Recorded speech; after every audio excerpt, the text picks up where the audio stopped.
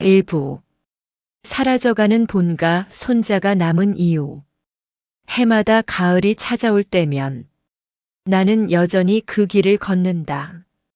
아스팔트가 끝나고 흙길이 시작되는 그 지점, 왼편으로는 오래된 배나무들이 줄지어 있고, 오른편에는 밭을 갈아엎어 만든 고랑들이 계절마다 다른 색으로 변하던 그 길. 어린 시절 나는 그 길을 달려 내려갔다. 맨발에 흙이 튈 만큼 힘껏 뛰어가면 저 멀리서 할머니가 두 손을 흔들며 웃고 계셨다. 마당 끝에서 기다리던 할아버지는 우리 손주 왔는가 하며 씩 웃어 머리 위로 나를 번쩍 들어 올려 주셨다. 그때 나는 몰랐다. 그 사랑이 얼마나 깊고 넓었는지, 그리고 그 사랑이 훗날 내 삶의 방향을 바꾸게 되리라는 것을. 1. 구남매의 본가 집안의 중심이었던 아버지. 우리 할머니는 9남매를 낳았다. 전쟁의 흔적이 채 가시지 않은 시대에 그 많은 자녀를 키우며 집안을 지켜낸 강인한 어머니였다. 아버지는 그 9 중 첫째였다.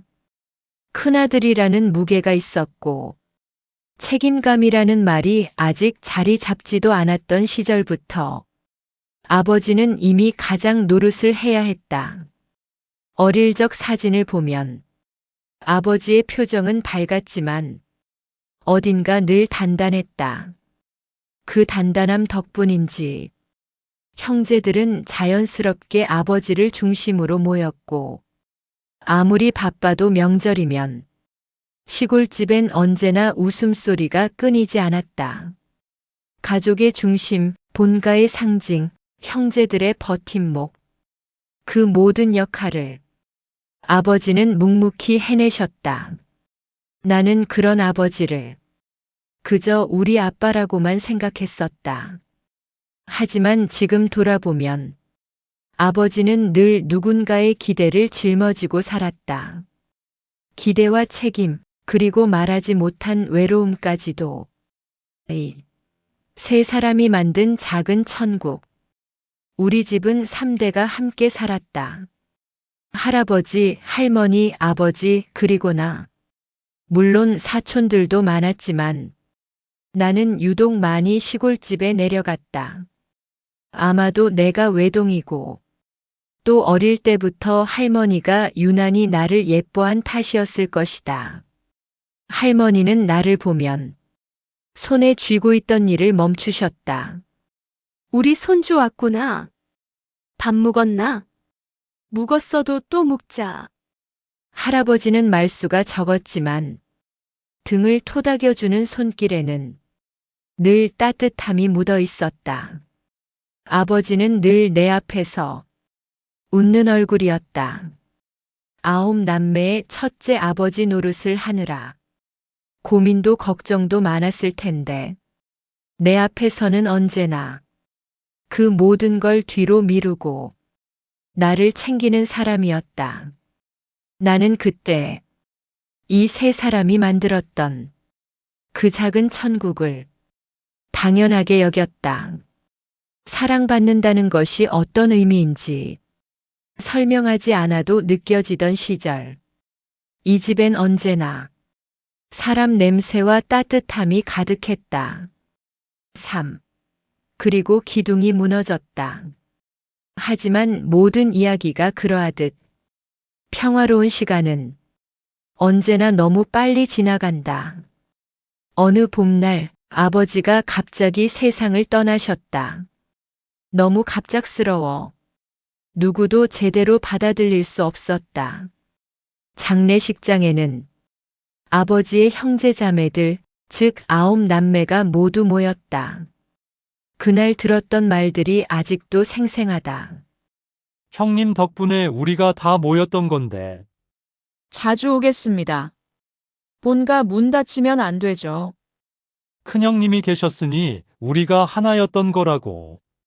많은 말을 했지만 지켜진 약속은 하나도 없었다. 장례가 끝나자 모든 것이 조용해졌다. 명절에도 기일에도 집을 찾는 사람은 없었다. 그 많던 발걸음이 단 한 번에 끊긴 것이다. 아버지가 가족을 이어주는 기둥이었다는 걸 우리는 뒤늦게 깨달았다. 그리고 그 기둥이 쓰러지자 집도 가족도 서서히 무너져가기 시작했다.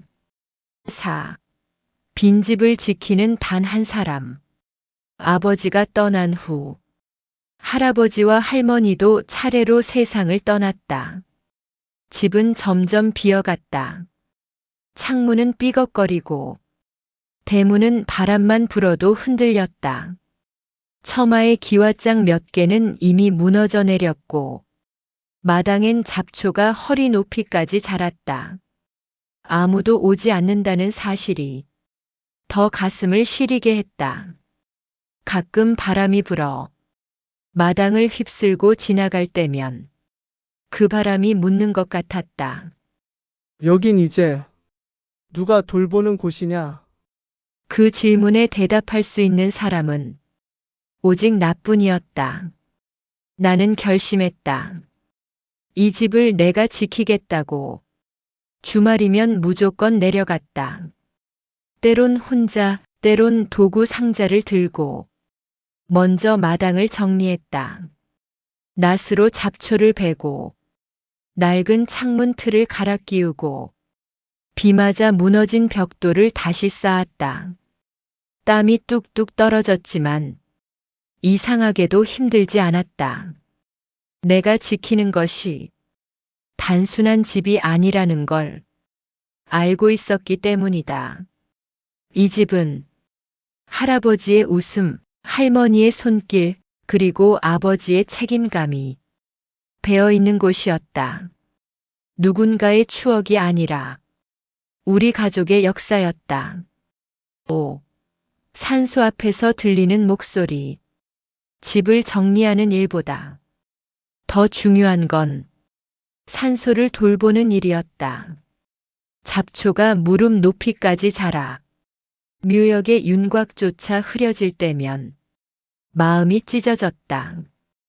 호미를 들고 긴 시간을 허리 굽혀 풀을 뽑아냈다. 그리고 깨끗해진 산소 앞에 서면 늘 같은 마음이 들었다. 아버지, 제가 왔습니다. 바람이 스치면 풀잎이 흔들렸다. 때로는 그 흔들림이 아버지가 대답하는 것처럼 느껴졌다. 그래, 잘 왔다. 우리 집 내가 지켜다오. 그 말이 환청인지 마음속 울림인지 알 수 없었다. 하지만 그 목소리를 들을 때마다 내 결심은 더 단단해졌다. 6. 왜 나인가? 왜 내가 해야만 하는가? 가끔 그런 생각이 들었다. 왜 내가? 왜 형제들은, 왜 친척들은 오지 않는 걸까? 그러다 흙 묻은 손을 보며 문득 깨달았다. 나는 여기서 정말 많은 것을 받으며 자랐다. 할머니의 따뜻한 밥상, 할아버지의 든든한 손길, 아버지의 끝없는 사랑. 그 모든 것을 누구보다 가까이에서 받은 사람. 그게 바로 나였다. 사랑을 많이 받은 사람이라면 그만큼 되돌려줄 책임도 있는 것 아닐까? 그리고 그 책임이 누군가의 강요가 아니라 내 마음에서 나온 것이라면 그건 부담이 아니라 축복에 가까운 것이었다. 나는 이 집을 지키는 사람이 아니라 이 집에 남겨진 사랑을 이어가는 사람이다. 그 사실을 깨달은 순간 내 마음은 한결 가벼워졌다. 7. 해가 지고 새로운 결심이 떠오르다. 그날도 해가 서쪽으로 지기 시작했다.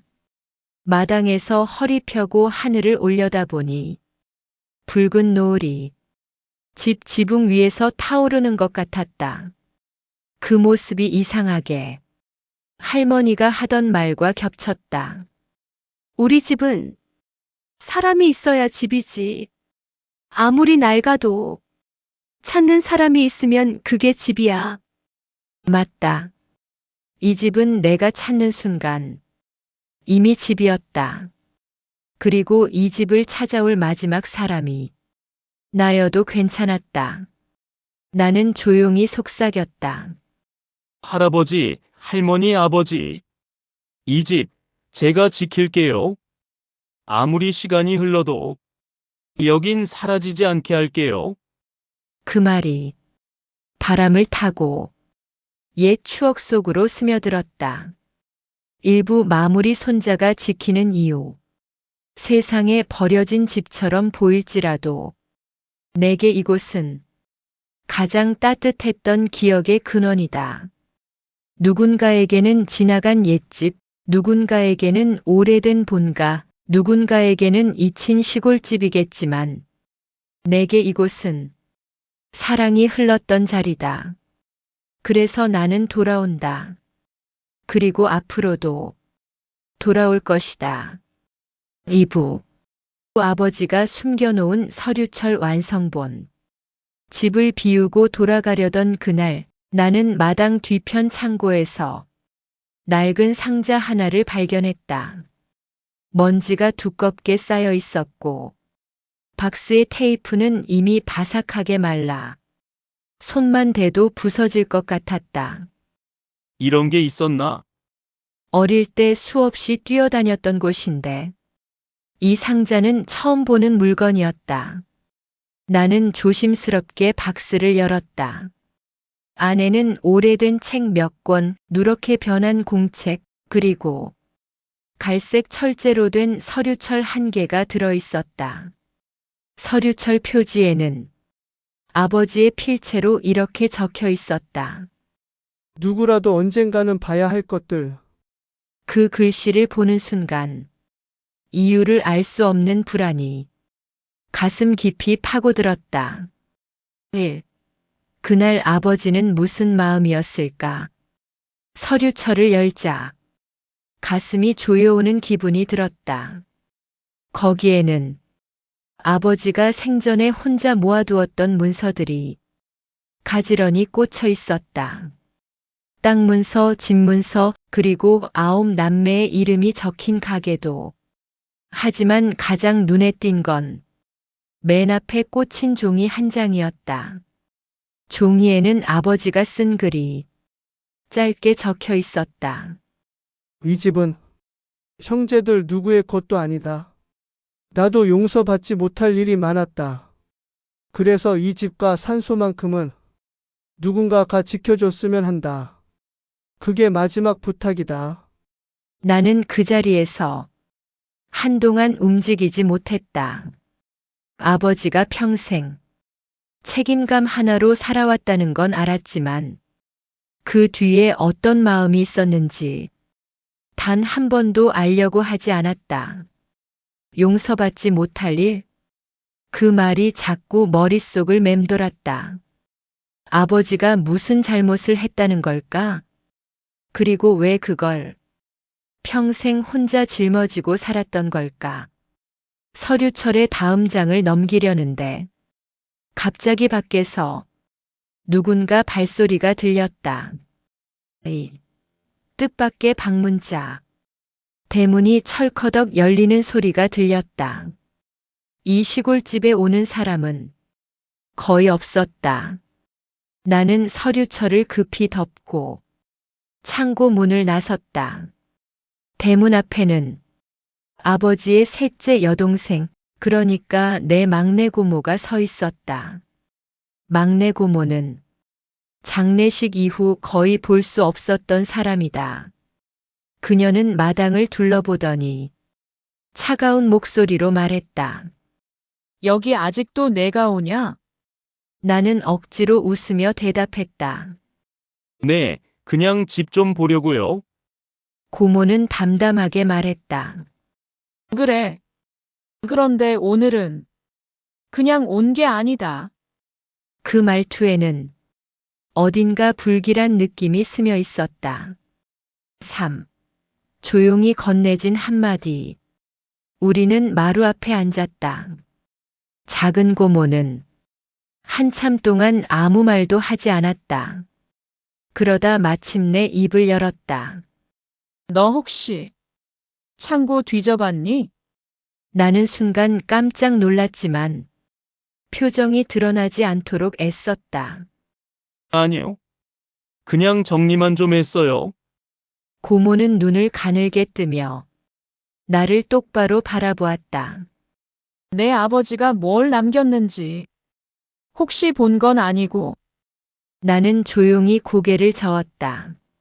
하지만 고모는 이미 내 표정을 읽은 듯 단호하게 말했다. 그 서류는 너한테 있는 게 아니다. 그 말이 끝나자 내 마음속에 작은 불꽃이 피어올랐다. 왜요?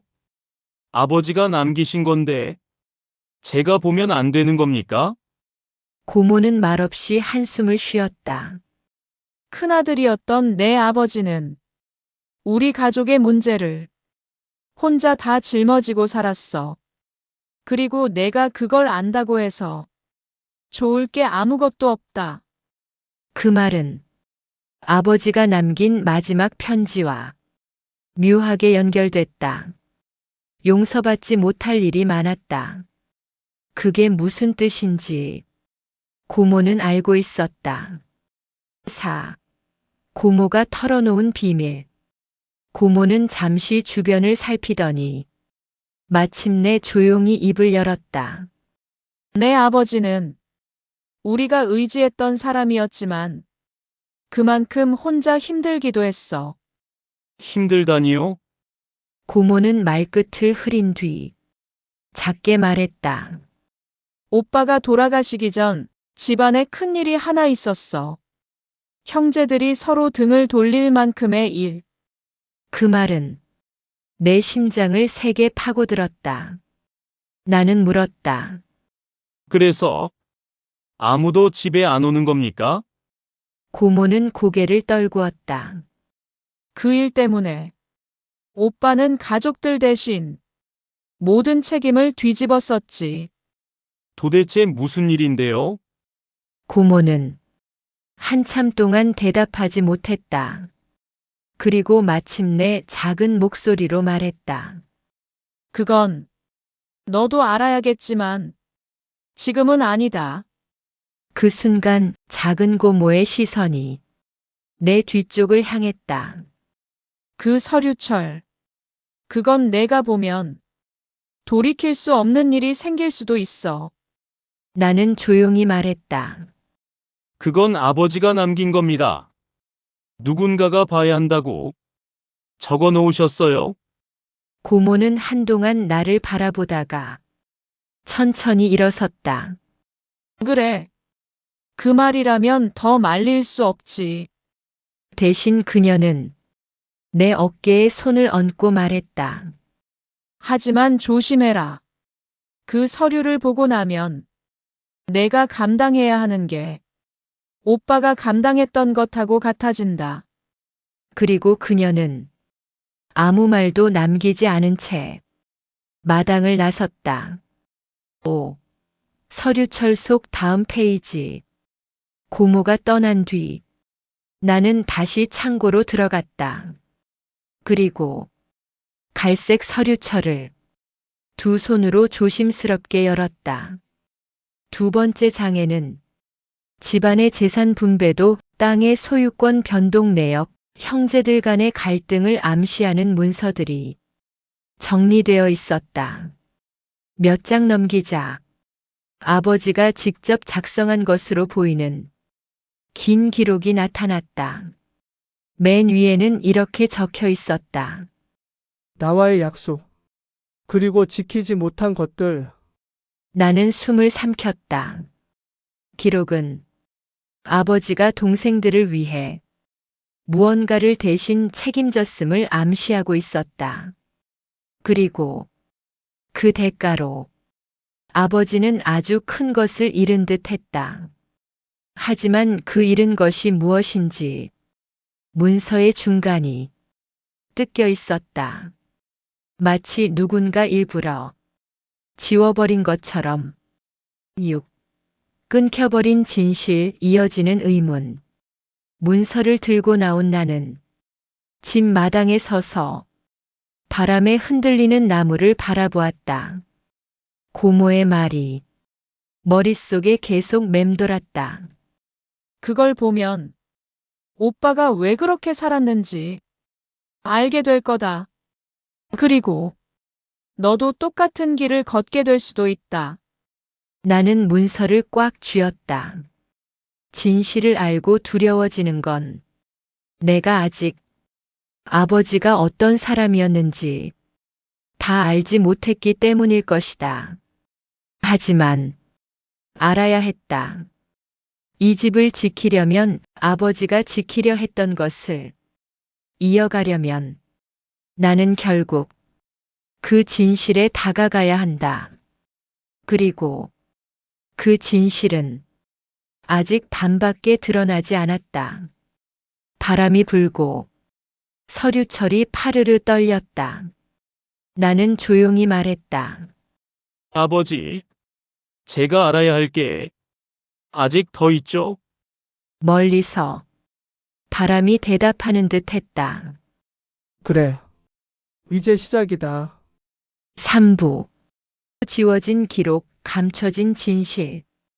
창고에서 서류철을 들고 나왔을 때 노을은 이미 산등성이 너머로 넘어가고 있었다. 어둠이 조금씩 내려오는 마당에서 나는 서류철을 무릎 위에 올려놓고 문서에 뜯겨진 자리를 다시 바라보았다. 종이는 마치 칼로 정확히 잘라낸 것처럼 매끈하게 사라져 있었다. 우연이 아니라 누군가 의도적으로 감춘 흔적. 하지만 그런 짓을 할 사람은 아버지 외엔 없었다.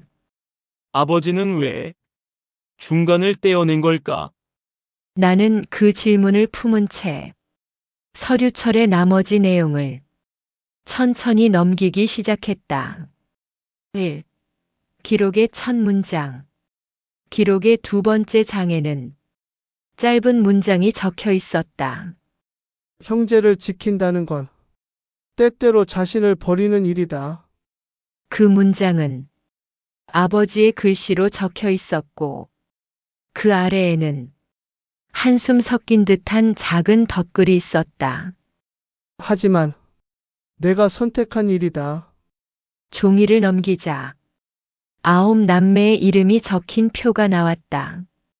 이름 옆에는 작은 숫자와 메모가 적혀 있었는데 어떤 메모는 동그라미가 쳐져 있고 어떤 건 줄이 몇 번이고 그어져 있었다. 줄이 쳐진 부분은 거의 예외 없이 책임, 부채, 보증, 미수금 이런 단어들과 엮여 있었다. 순간 숨이 턱 막혔다. 설마 아버지가 이걸 다 대신 그 의문이 깊어질 즈음 한 장의 문서가 유독 내 눈에 박혔다. 문서 제목은 대신 변제 확인서. 날짜는 아버지가 돌아가시기 몇 년 전이었다. 거기에는 이렇게 적혀 있었다. 본인은 동생 김순희의 채무를 전액 대신 변제하였음을 확인합니다. 금액은 내가 알던 아버지의 월급으로는 도저히 갚을 수 없는 액수였다. 나는 손으로 입을 막았다. 아버지, 이걸 혼자다? 그리고 문서 끝에는 작게 적힌 문장이 있었다. 형제들 사이를 지키기 위해 내가 감당해야 한다. 이 할머니의 마지막 부탁. 서류철의 다음 페이지를 넘기자 누렇게 바랜 편지 한 통이 나왔다. 글씨체는 아버지의 것이 아니라 할머니의 필체였다.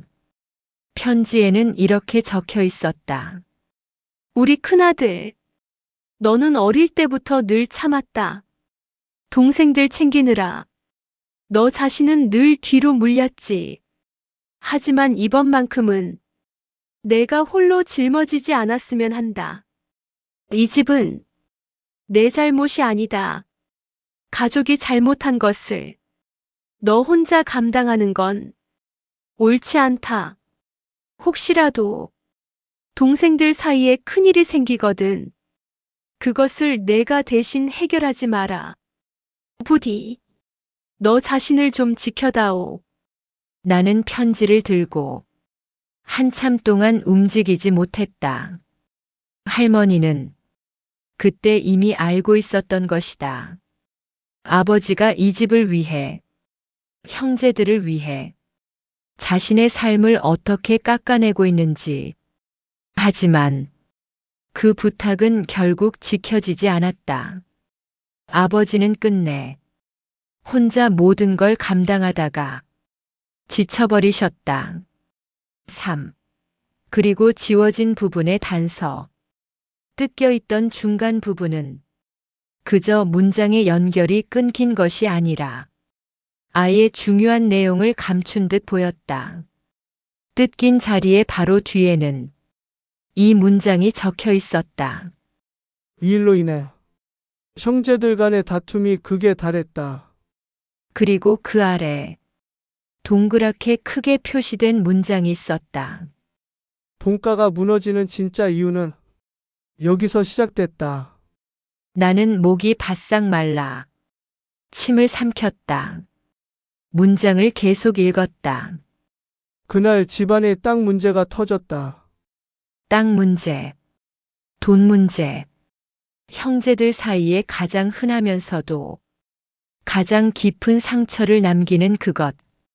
아버지가 일부러 뜯어낸 부분은 아마도 형제들 사이에서 벌어진 결정적인 사건일 것이다. 그리고 그 사건의 책임을 아버지가 모두 떠안았다는 사실. 그게 가족이 뿔뿔이 흩어진 진짜 이유였다. 4. 고모가 하지 않은 말.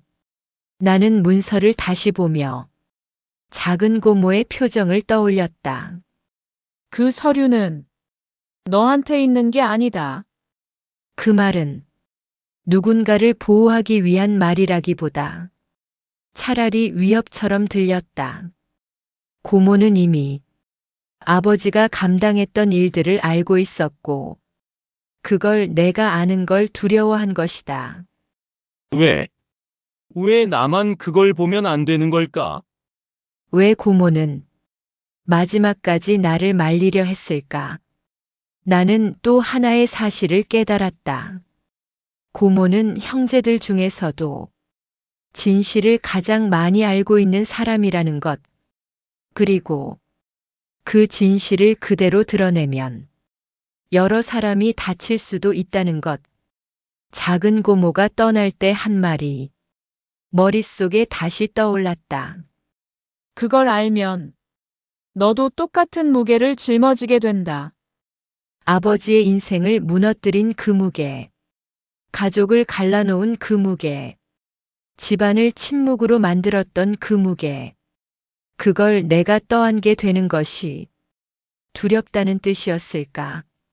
아니면 그걸 안 뒤에 벌어질 일을 고모가 알고 있었던 걸까? 5. 문서 끝에 남겨진 사인.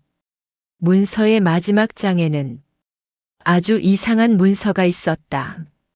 증여 포기각서라고 적힌 문서.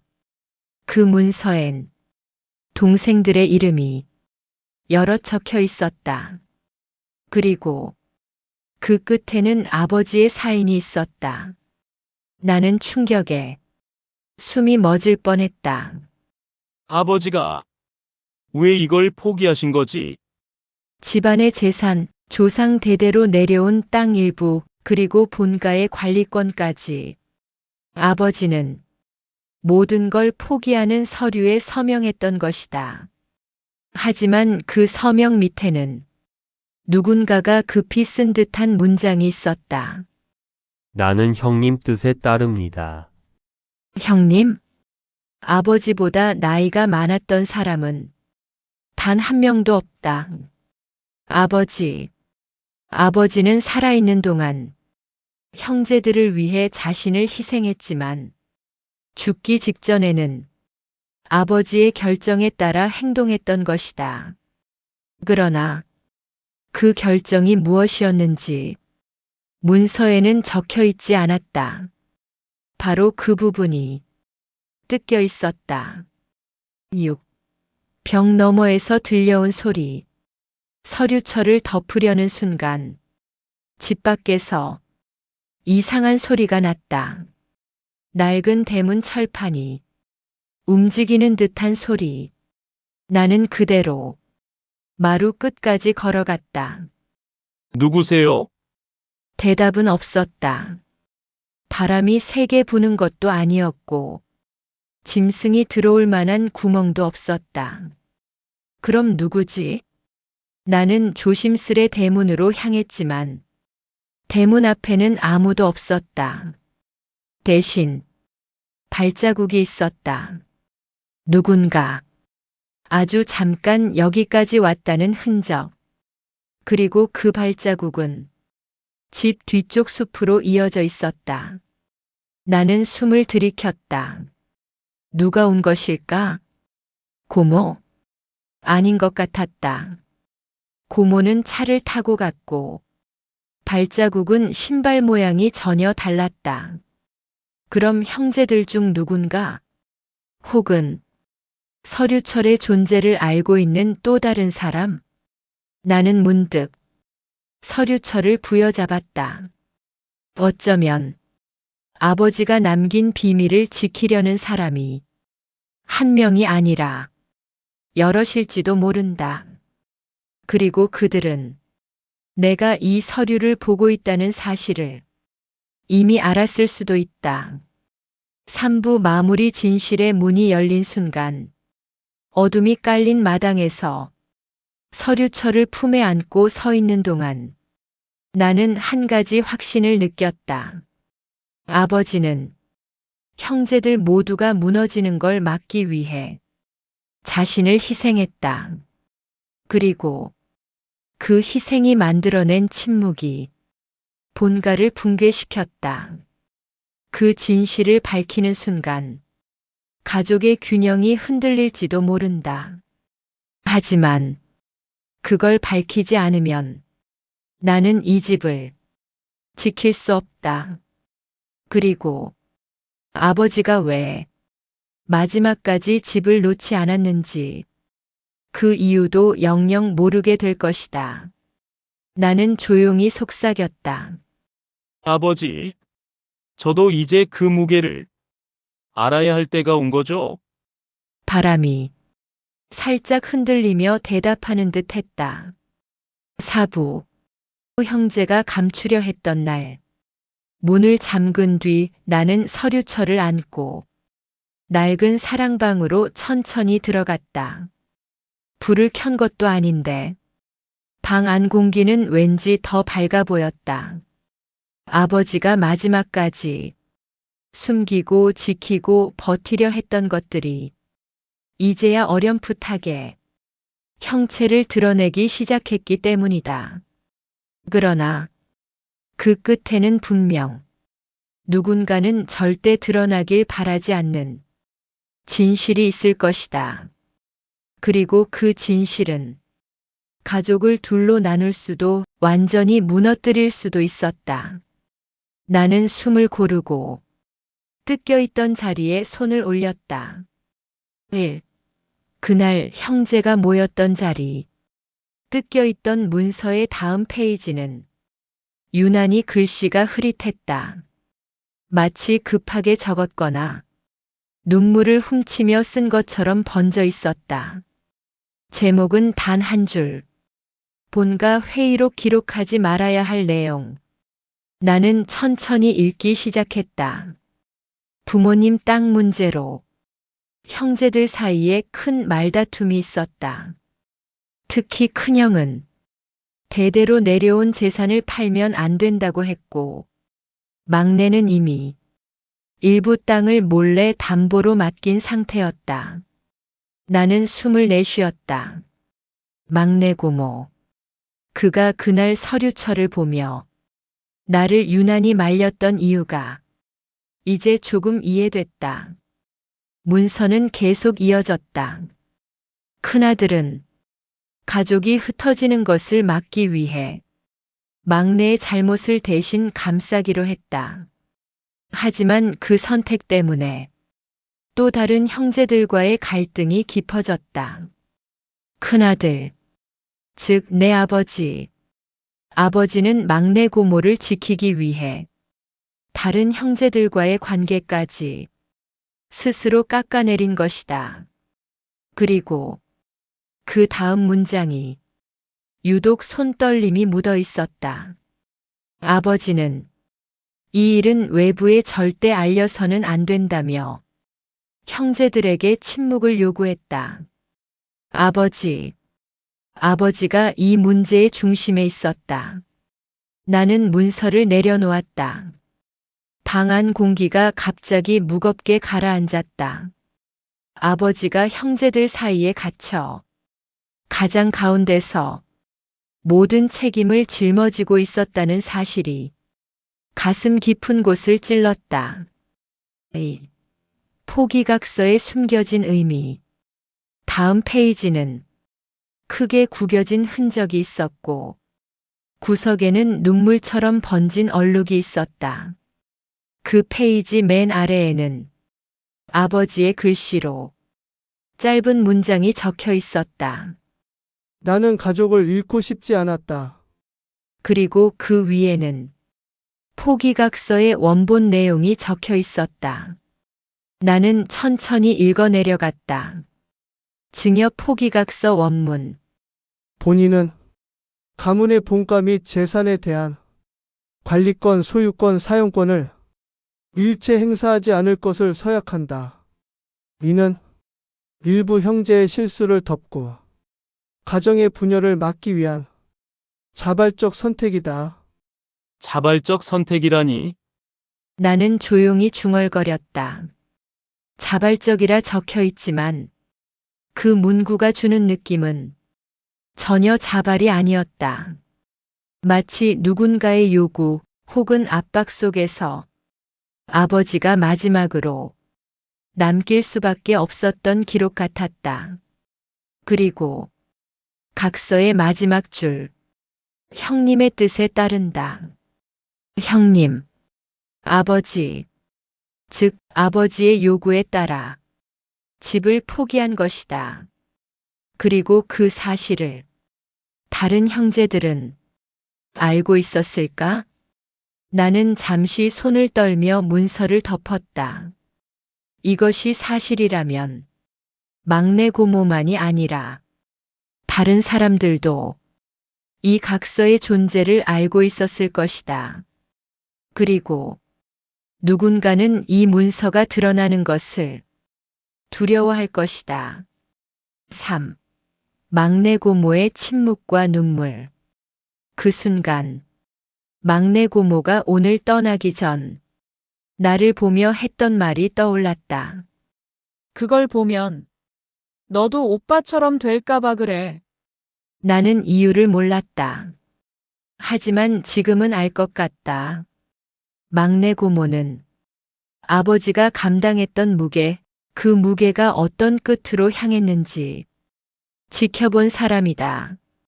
그녀는 아버지가 병원에 누워 있을 때 무슨 이야기를 들었을까? 그녀만 알고 있는 비밀이 있었을까?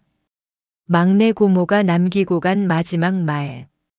그 문서를 아는 순간 너도 똑같이 끌려 들어간다. 그 말은 경고였다. 어쩌면 위협이 아니라 진짜 걱정이었을지도 모른다. 4. 대문 앞에 남겨진 또 하나의 흔적. 나는 서류철을 덮고 천천히 밖으로 나왔다. 대문 앞 발자국. 그 발자국은 아직도 뚜렷이 남아 있었다. 형태를 보니 남성의 운동화였다.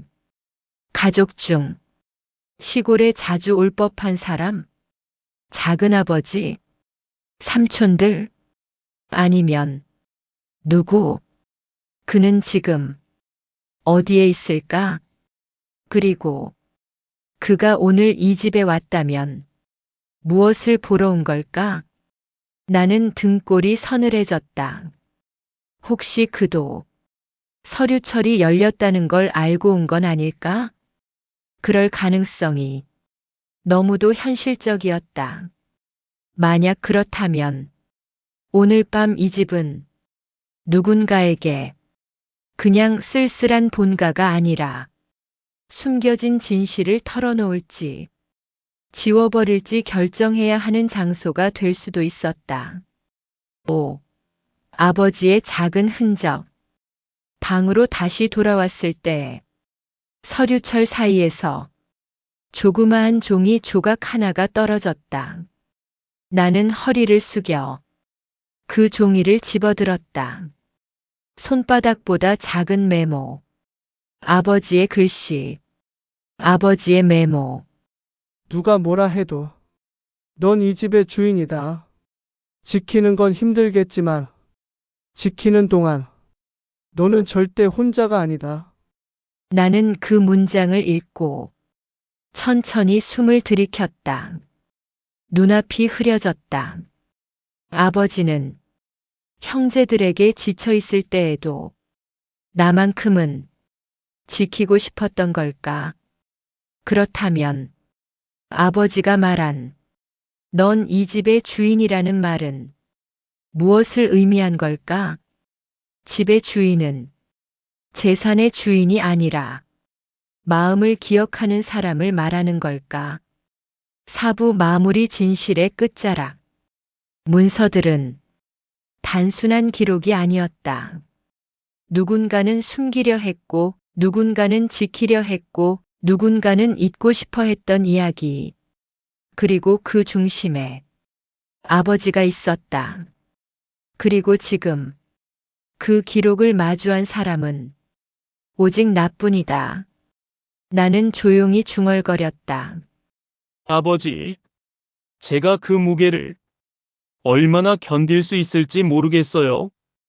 그러나 한 가지는 확실했다. 이 집을 지키는 일은 단순한 집수리가 아니라 가족의 끊어진 역사를 다시 잇는 일이라는 것. 5부. 아버지가 남기고 간 마지막 선택. 서류철을 다시 품에 안고 나는 천천히 마루에 앉았다. 밤은 깊었고 창밖에서는 바람이 기와를 스치고 있었다. 그 소리 속에서 나는 이상하게도 아버지의 기침 소리, 할머니의 발걸음, 할아버지가 부르던 내 이름이 겹겹이 섞여 들리는 것만 같았다. 마치 지금 이 순간만큼은 모든 가족이 이 집으로 돌아온 듯한 느낌이었다. 그러나 그 따뜻한 착각의 중심에는 아버지가 숨겨놓은 마지막 문서가 있었다.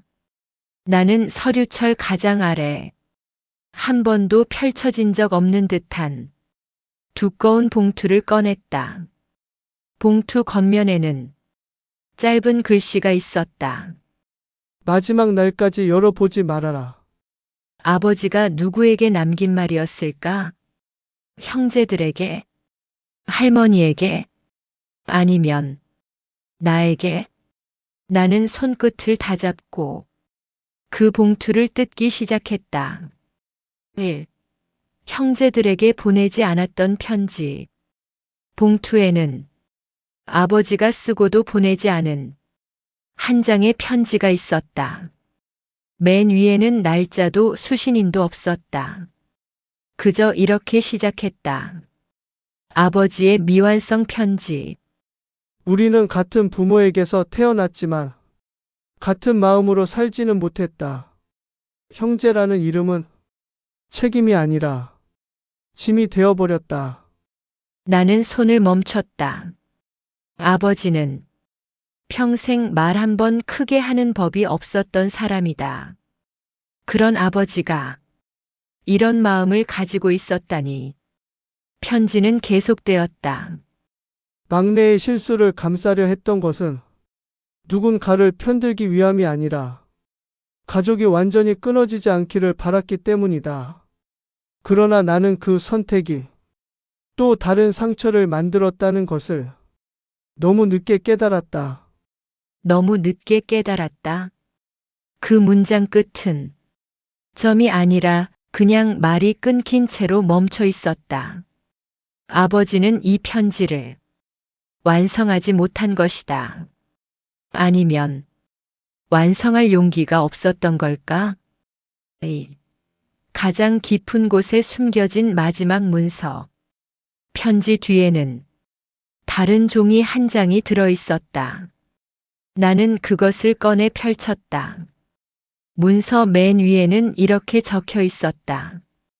가족 간 비공개 합의서 초안. 나는 숨을 참았다. 합의서? 그 아래에는 익숙한 글씨가 보였다. 작은 아버지, 작은 고모, 막내 고모. 그리고 아버지.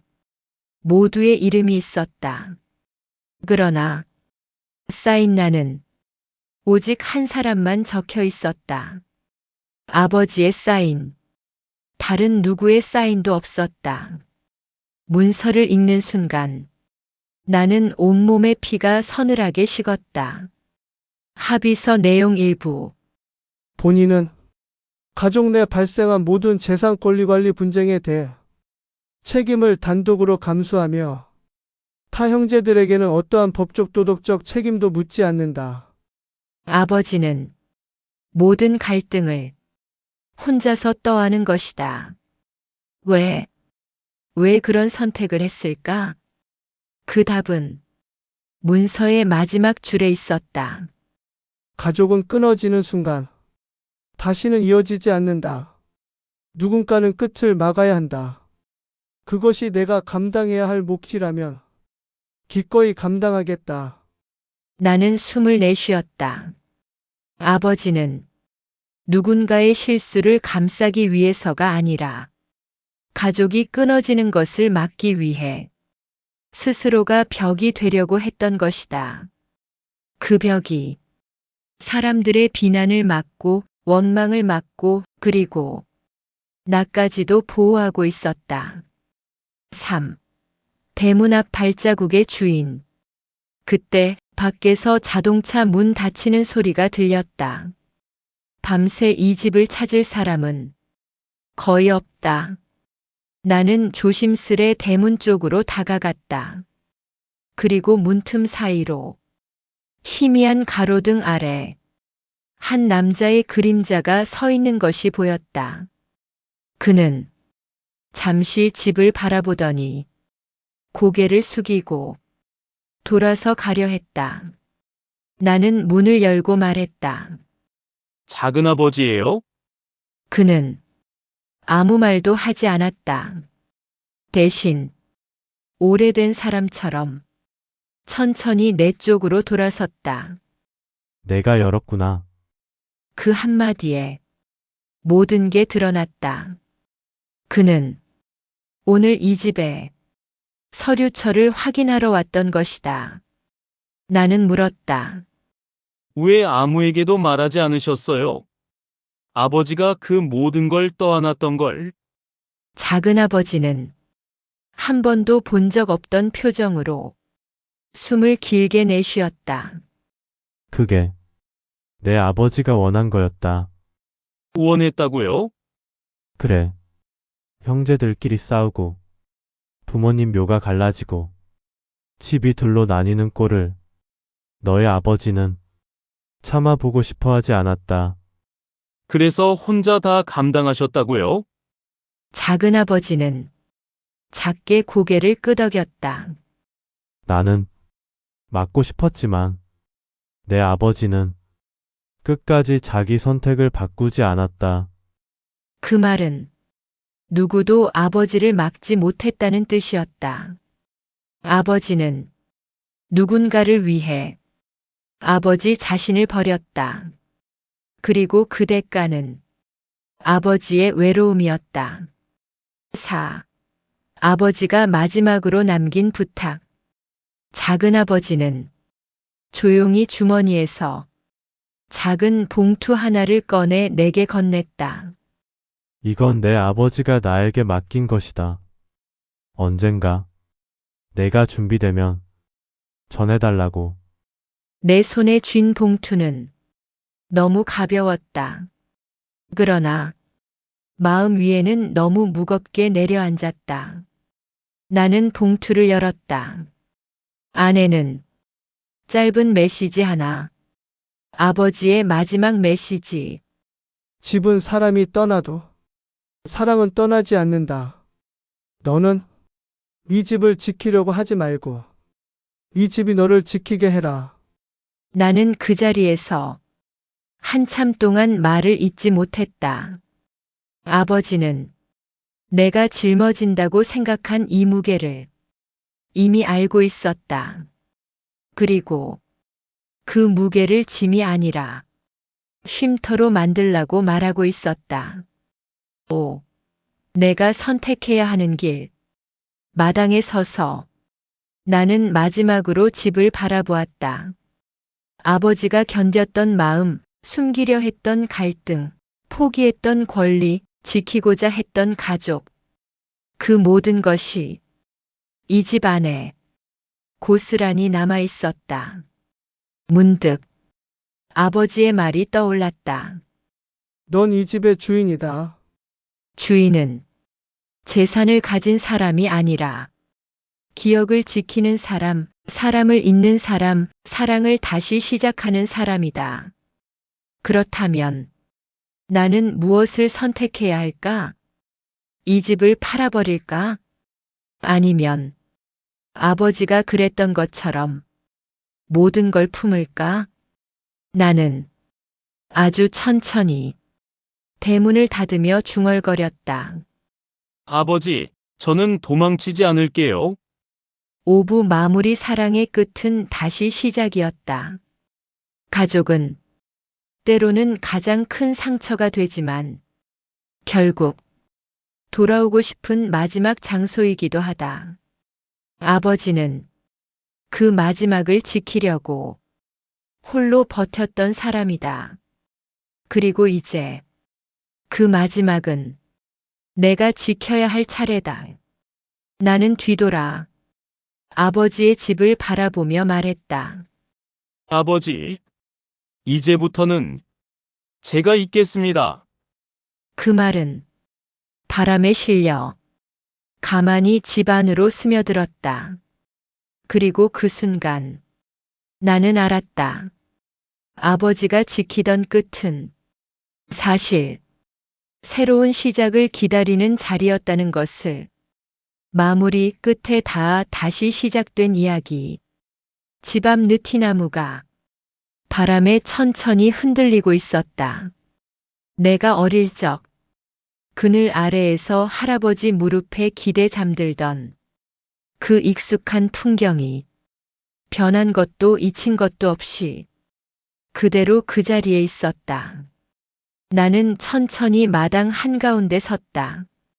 아버지가 마지막까지 손대지 못했던 흙냄새, 할머니가 새벽마다 쓸던 마루의 감촉, 그리고 이 집이 지켜온 온기까지 모두 선명하게 살아있었다. 그리고 오부의 끝에서야 나는 비로소 알게 되었다. 아버지가 지키려 했던 건 집이 아니라 관계였다는 것. 누군가의 실수, 누군가의 욕심, 누군가의 침묵. 그 모든 것 위에 아버지는 스스로 벽이 되어 섰다. 그 벽은 누군가를 밀어내기 위한 벽이 아니라 상처가 더 번지지 않게 막는 마지막 보호막이었다. 아버지는 그 벽 뒤에서 어쩌면 가장 외로운 사람이었을 것이다. 그리고 그 외로움의 마지막 끝자락까지 나에게 닿아 있었다. 나는 아버지가 남긴 마지막 잔등을 봤다. 문서 한 장으로는 설명되지 않는 것들, 말 한마디로는 전할 수 없던 것들. 누구에게도 털어놓을 수 없었던 책임들. 아버지는 어쩌면 자신의 아들이 이 모든 걸 알게 될까 걱정했을지도 모른다. 그러나 아버지는 동시에 이 집을 마지막까지 지킬 사람도 아들이라고 믿고 있었다. 그래서 남긴 말이었다. 넌 이 집의 주인이다. 그 말은 집을 소유하라는 뜻이 아니라 가족의 기억을 잇는 사람, 역사를 끊지 않을 사람, 사랑을 다시 피울 사람. 그 사람이 되라는 뜻이었다. 집은 사람이 떠나도 사랑은 떠나지 않는다. 나는 대문을 뒤로 하고 산소로 향하는 비탈길을 올랐다. 돌계단의 이끼, 바람에 흔들리는 억새, 해마다 다른 모습으로 피는 들국화. 그리고 묘 앞에 도착해 아버지가 가장 좋아하던 잔디를 쓸어내리며 말했다. 아버지, 제가 이어갈게요. 당신이 지키려 했던 그 마음, 제가 다시 피워낼게요. 바람이 살짝 흔들리며 산소 위 풀잎이 소곤거렸다. 마치 아버지가 웃으며 대답하는 것 같았다. 가족은 때때로 우리를 울리고 때때로 우리를 지치게 하지만 결국 우리가 돌아가고 싶은 곳 또한 가족이 남긴 흔적 그 자체다. 아버지가 지킨 건 흙과 벽과 기둥이 아니라 돌아올 자리였다. 그리고 그 자리를 이제 내가 지키게 되었다. 나는 마지막으로 집을 돌아보며 조용히 중얼거렸다. 아버지, 끝까지 지켜줘서 고맙습니다. 이제부터는 제가 지키겠습니다. 그 말은 하늘로 들판으로 오래된 집의 벽 사이로 천천히 스며들었다. 그리고 그 순간 나는 깨달았다. 이 이야기는 아버지의 마지막이 아니라 내 삶의 새로운 시작이라는 것을. 감사합니다. 이렇게 쓰고 나니 할아버지, 할머니, 그리고 아버지, 그립습니다. 사랑합니다. 여기에서라도 지금까지 한 번도 못했던 말. 정말 사랑합니다. 죽을 때까지 지킬게요.